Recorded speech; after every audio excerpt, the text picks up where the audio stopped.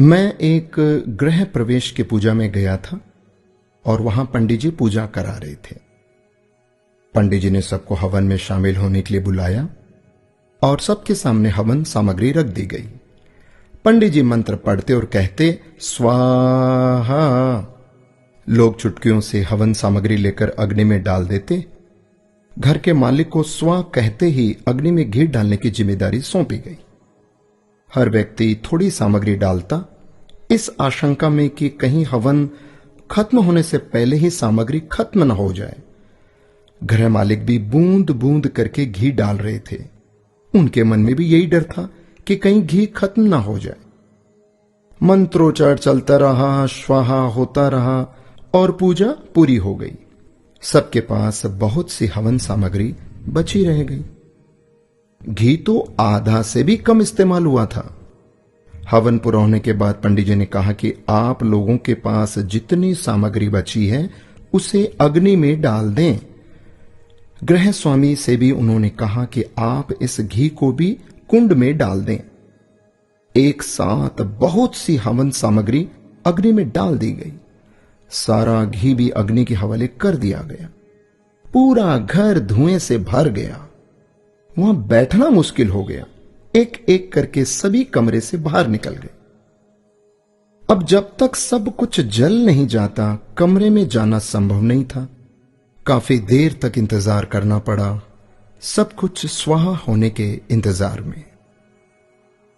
दोस्तों, मेरी कहानी यहीं रुक जाती है। उस पूजा में मौजूद हर व्यक्ति जानता था कि जितनी हवन सामग्री उसके पास है उसे हवन कुंड में ही डालना है, पर सभी ने उसे बचाए रखा कि आखिर में सामग्री काम आएगी या खत्म ना हो जाए। दोस्तों, ऐसा ही हम सब लोग करते हैं। यही हमारी फितरत है।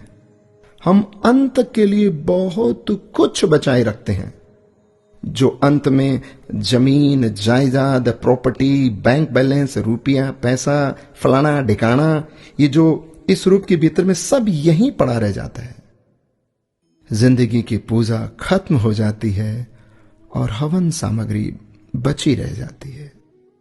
हम बचाने में इतने खो जाते हैं कि ये भी हम भूल जाते हैं कि सब कुछ होना हवन कुंड के हवाले ही तो है। उसे बचाकर क्या करना? बाद में तो सिर्फ धुआं ही होना है। संसार हवन कुंड है दोस्तों, और जीवन पूजा।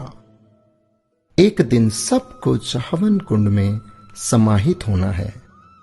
अच्छी पूजा वही है जिसमें हवन सामग्री का सही अनुपात में इस्तेमाल हो, न सामग्री खत्म हो न बची रह जाए। यही मैनेजमेंट करना है। कबीर जी का एक दोहा शायद सबको पता है, दुर्लभ मानस जन्म है, होए न बारंबार, पक्का फल जो गिर पड़ा, लगे ना दूजी बार। दोस्तों, ये मनुष्य जन्म बार बार नहीं मिलेगा, तो क्यों ना हम समय का, पैसों का, अपनी सोच का और अच्छे कार्य करके इसका सही सदुपयोग और इस्तेमाल करें। राधे राधे।